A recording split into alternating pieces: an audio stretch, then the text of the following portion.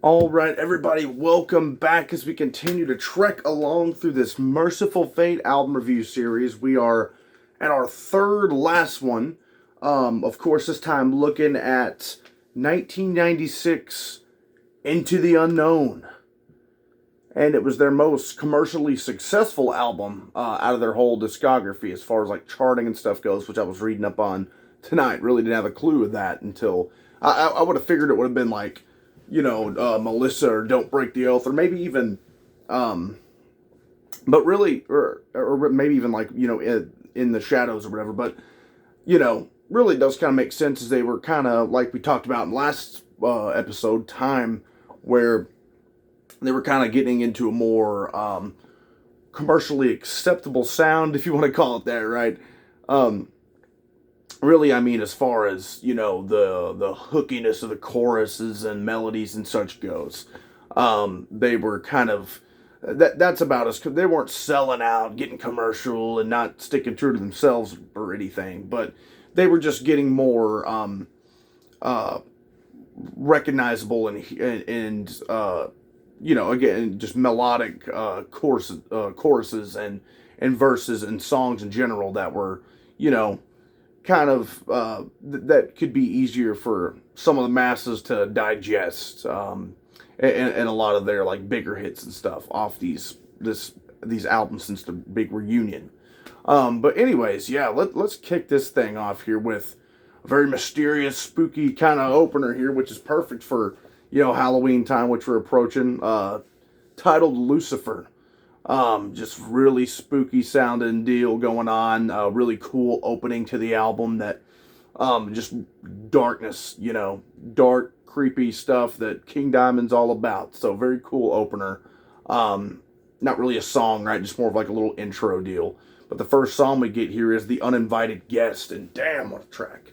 What a track. The riff on this one's freaking sick. You get, again, a very, very memorable chorus and everything, and cool kind of story and lyrics, which, as we've seen, King is just known for. And then a very cool, one of my favorite solos off the whole album, with this, they got some of that wah pedal going on and everything. So, just amazing, amazing moment off this album. The first, like, actual track here.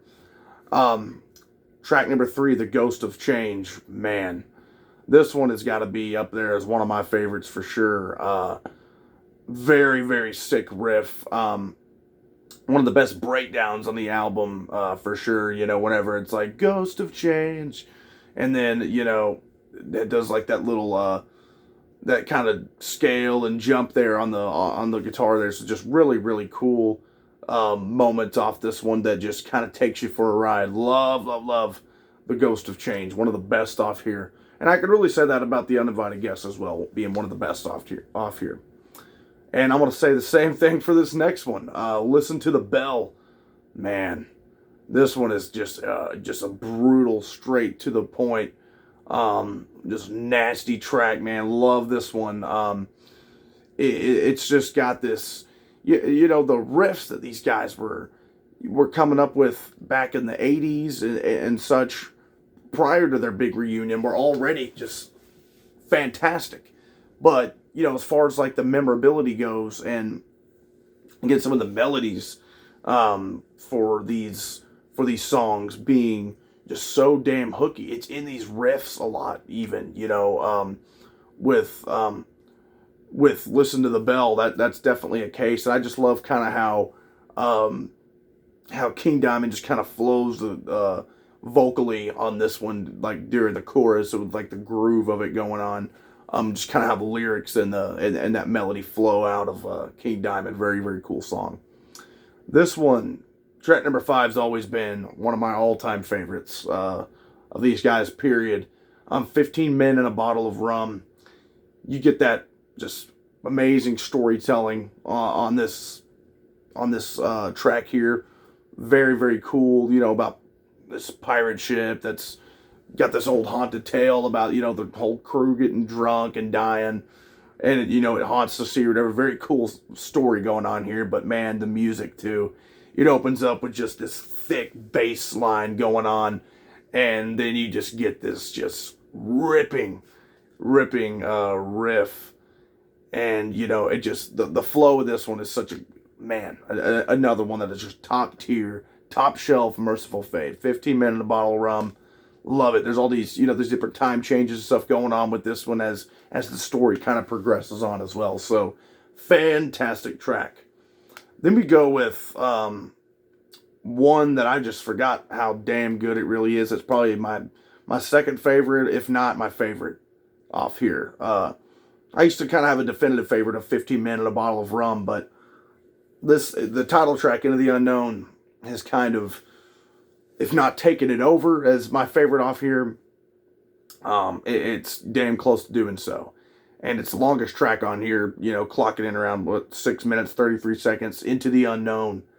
Man, this one, talk about some time changes and such. It kind of opens up with that clean lick going on there, kind of strumming some of those chords there. And then just kind of kicks you in the gut, goes for it. And man, especially the chorus of this one, just, you know, into the unknown, and then just climbing up that scale, going all around. It's just, man, you're going to be headbanging. And it's got, you know, it ends up going back to that clean kind of strumming of those open chords later on in the track. And then you get some just badass solos. And then another one of the best breakdowns off this album as well. So, I mean, Into the Unknown is one of their best songs ever as well. I've always dug it, but I forgot just how much of a kick-ass track this title track is. Then we go with Under the Spell, another really, really solid one here. Trying to figure out which one I would maybe say. I would say we're too... yeah, I mean, I would maybe say that might be my least favorite off here, but that's just tough to say because this is so freaking good, right? But maybe I'd say, and you know, besides like the opener, Lucifer, or whatever, that would obviously be my least favorite if you're counting that as a part of the whole deal here, but it's not really like a song. As far as, I'd maybe say Under the Spell would maybe be my least favorite off here, but I freaking love this song too. It's another one of those ones, just, man, there's something about it with that riff that just helps carry it through. But I just, with this massive stack here of greatness, it's hard to choose, but maybe that one for my least favorite.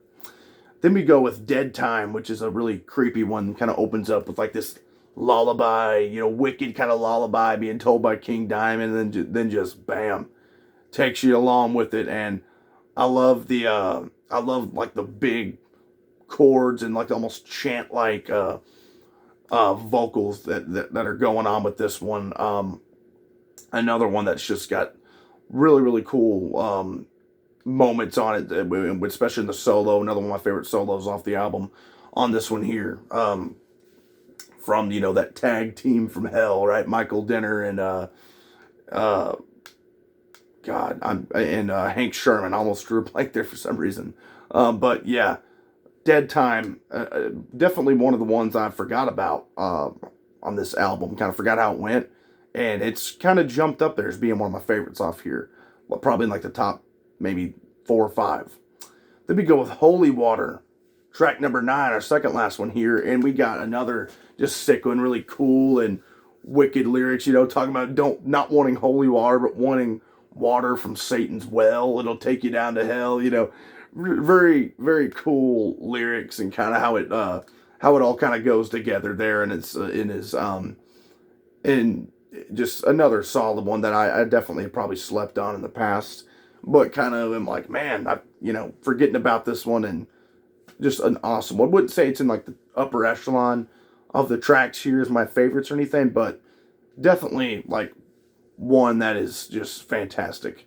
And I would say maybe it might either be, again, Under the Spell or Holy Water would maybe be my least favorites off here, but kind of interchangeable of what that would be. But those are both, again, incredible songs.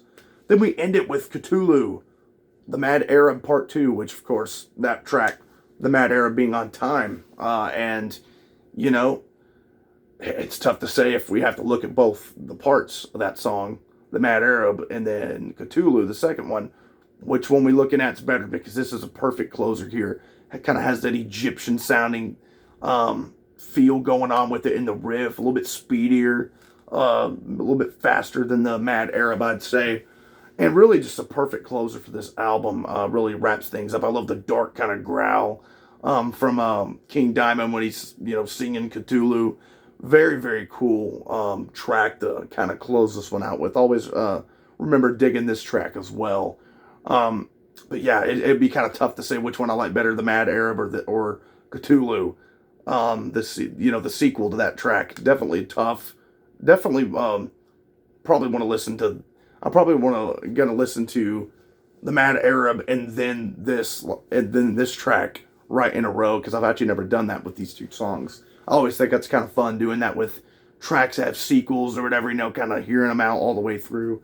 So I think I'll probably actually do that, but would be kind of a cool experience. But anyways, fantastic stuff right here. Into the Unknown, Mercyful Fate.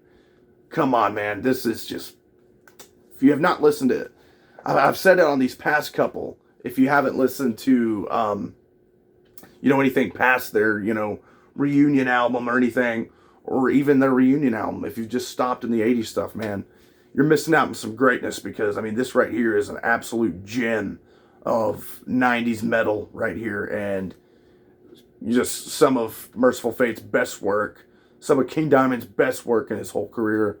Amazing, amazing album. It makes sense why this was the only album of theirs to ever chart, according to Wikipedia, as I was looking at, but it's just got that magic to it, and just so many memorable moments. Not that the others don't, because hell, I already can tell you, I'm having a very hard time ranking this discography, because if you've been following along, love all these albums. So it's going to be a very, very tight race as to which one's my favorite, which one goes where. Which I've always had a struggle of ranking theirs and deciding. I've never really had that definitive favorite Mercyful Fate album. So whenever we do get to those rankings, it's going to be interesting to see and kind of figure out. I'm going to have to really do some deep thought on it, right? But in the meantime, guys, let's talk about this thing down here. And what are your thoughts on this badass Mercyful Fate album, Into the Unknown? And, we're coming up on 1998's Dead Again. So stay tuned for that one. That's our second last one before we do the big ranking. We got Dead Again, and then, their final album until, they end up releasing another one, which they've talked about for a couple years, 9. So we got those last two, and then we'll be doing the big ranking. So stay tuned for all that stuff, guys. Like, subscribe, and comment. Thanks.